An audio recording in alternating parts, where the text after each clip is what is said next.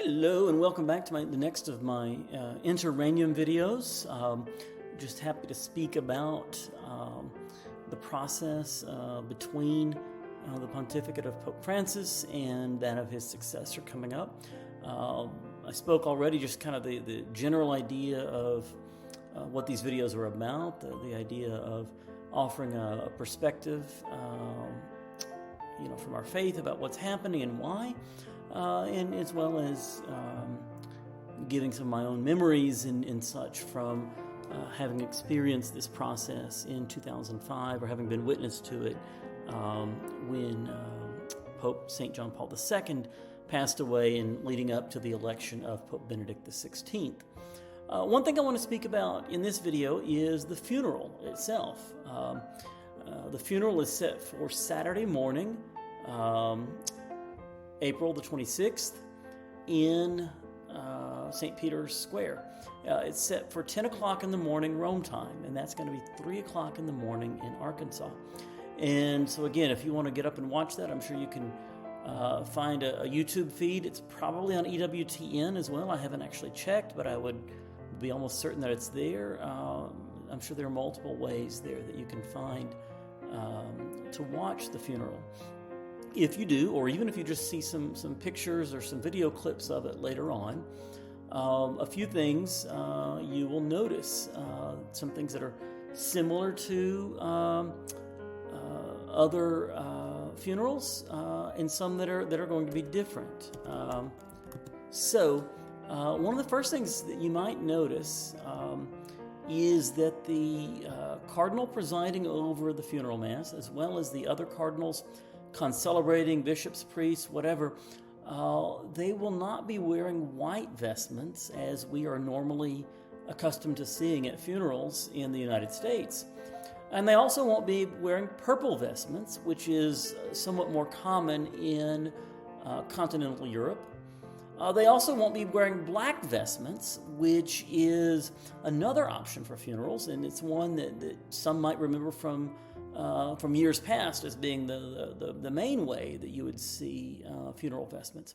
Instead, the celebrant and concelebrants at Pope Francis's funeral mass will be wearing red vestments. Now, we normally associate red with the celebrations of martyrs, apostles, because most of the apostles were martyrs, and things connected to the Holy Spirit. So, for example, Pentecost Sunday wears red. And then martyrs like, say, St. Ignatius of Antioch or St. Isaac Jogues and companions, those always get red. Apostles, as I mentioned, get red. But why red for a funeral, especially a funeral of someone who no one is claiming to be a martyr, right? No one is saying that Pope Francis died out of hatred for the faith. That's the normal way that you classify a martyr, someone who's died because the killer killed him out of hatred for the faith, whether that be like in the early centuries of the church where it's deny the Christian faith or we will kill you, or some of the more recent martyrs like, say, Blessed Stanley Rother, who upheld the principles of the Christian faith to such a strong extent that it put his life in danger. He knew his life was in danger, and he continued to serve his people. And so the church recognizes him as a martyr because he was violently killed in service to the faith and killed by people with hatred for the faith. No one's saying that about Pope Francis. And even if they were, even if somebody died right now as a martyr, or as apparently a martyr, right? Like you see someone that if someone did get killed out of hatred for the faith, at that person's funeral mass, you would not see red vestments because the church first has to declare someone a martyr, which is a longer process. But for the Pope's funeral, you will see red vestments. So why? Well, there can be certain variations within the church from one place to another. I mentioned already that in the United States, Canada, Great Britain, I think you're likely to see white vestments often for funerals. Continental Europe uses purple more often. Both of those are legitimate options. And black is actually still an option for funeral vestments, one that you don't see as much. But those are all options. various different countries can have their own what's called particular law or particular liturgical practice. And in Vatican City, the color for funerals is red, especially for the Pope's funeral. And it's red because of the history of martyrdom. The history of martyrdom in that area. St. Peter was martyred there. Nero, the Emperor Nero and others killed Christians in that area. And so that area specifically has had so many martyrs from the early centuries of the church that red is used for the funeral, again, especially of popes, but I believe also of other funerals in Vatican City. Now, if we have a memorial mass here for the Pope, my understanding is it's actually not appropriate to wear red in that situation, that we would wear white or purple, or possibly even black, but most likely we'd go with white, because that's the funeral color in this location where we are now. And so it's tied, the color there is tied to the location more than to the person. Now we may see more information on that, but this is how things unfolded again in 2005 with John Paul II, is that events within Vatican City were the red vestments. Outside of Vatican City, even within other parts of the city of Rome, would use either white or purple. Besides the vestments, a lot of other things will be similar to other Catholic funerals. You will have I expect a reception of the body at the beginning of the Mass. Although that's possible that won't happen simply because it sort of happened already when his body was transferred from Casa Santa Marta, the Vatican guest house, over to St. Peter's Basilica. So we'll watch to see whether they have that same sort of sprinkling at the beginning. You'll definitely see the incense toward the end.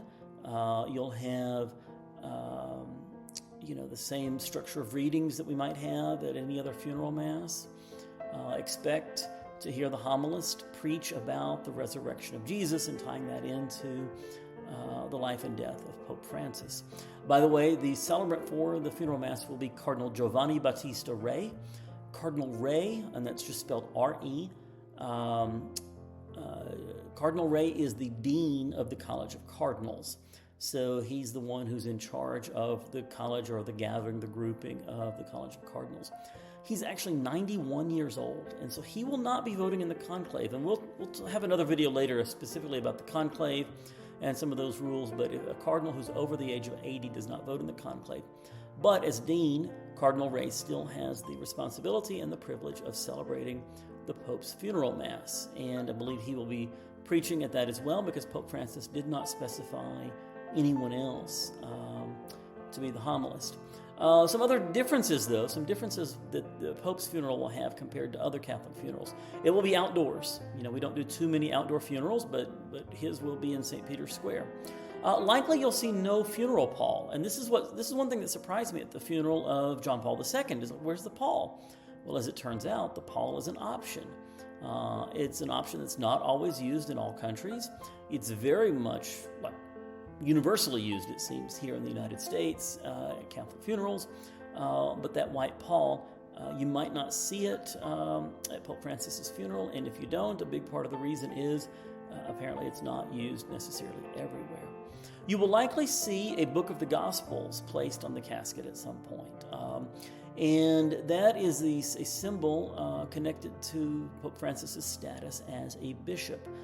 When a priest is raised to the episcopacy, when he is ordained a bishop, at one point during the ordination rite, two deacons or folks will hold the book of the Gospels over the bishop's head, and so you see the book of the Gospels there in the funeral for a bishop as well. I remember at St. John Paul II's funeral, the wind had picked up late in the Mass and started turning the pages of the book. They had the book of the Gospels open on the casket, and the pages just started turning, and a lot of people saw in that is that the Holy Spirit sort of stirring up and getting the gospel out or whatever. And you can certainly see certain symbolic things that might have different interpretations. I'm not going to say it's definitely the whole work of the Holy Spirit there. Could well just be a gust of wind, but if, you like to think it's both, I'm certainly not going to refute that because it certainly could be that. As I was thinking this through on this particular point, and again, knowing that having the book of the Gospels on the casket is something you can see at a bishop's funeral, I realized I think I've only personally ever been to the funerals of two different bishops. And one of those was, as I mentioned, John Paul II, the Bishop of Rome, the Pope, who died in 2005. The other one was the late Bishop Andrew MacDonald, who was Bishop of Little Rock from about 1973 till 2000, if I'm remembering the dates correctly, and he died, I believe, in 2014. And his funeral was at the Cathedral of St. Andrew in Little Rock, and I do believe I remember seeing that Book of the Gospels on his casket as well. Something you'll see very likely in Pope Francis's funeral that you don't see at a typical funeral is possibly the involvement of some Eastern patriarchs, that is to say the leaders or patriarchs of the Eastern Catholic churches. After communion at John Paul II's funeral, they had a prayer that they led from some of the Eastern Catholic rites, or at least from one of those rites, and it's a reminder to us of the universality of the church in that way. Several heads of state will be present at the Pope's funeral. President Trump has said he will be going along with the First Lady, and so that is one thing that you'll see here. After the funeral is over, or toward the end of it, as they take the Pope's body out, his body will be taken over to the Basilica of St. Mary Major. He will not be buried in St. Peter's Basilica. If you've ever traveled to Rome, you know that if you go into St. Peter's, you go down to this crypt level down below, you've got a bunch of different papal tombs. And up top, you have a few different papal tombs, and those are popes that have been canonized as saints or beatified as blesseds. But popes that have not been canonized, they are in that lower level, that crypt level. But not all popes are buried there. And roughly half, I think, of the popes in the church's history are buried there. Others are at various Roman churches. The last pope to be buried outside of St. Peter's would be Pope Leo XIII, who was buried at St. John Lateran Basilica in 1903. Bit of trivia for you there. And his immediate predecessor, Pius IX, was buried at St. Lawrence outside the walls. And both of those, I think, had some very intentional reasons for that. For Leo, for both of them, it was all about Italy having been unified, and what used to be the Papal States, was this big chunk of central Italy, got taken away, and the Pope's temporal authority was basically gone. And so the Pope, Pius IX, was Pope when that happened. Leo XIII continued on throughout it. And the Pope basically said at that point, I'm a prisoner within the Vatican. I can't go anywhere because this hostile Italian government has taken my territory.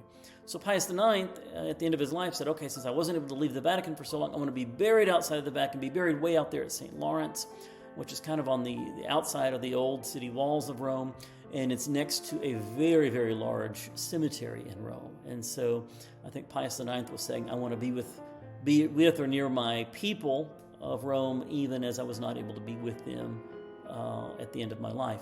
Similarly, Leo XIII gets buried in St. John Lateran. That's actually the basilica the cathedral for the Diocese of Rome. It is a basilica also, but it's the cathedral for the Diocese of Rome.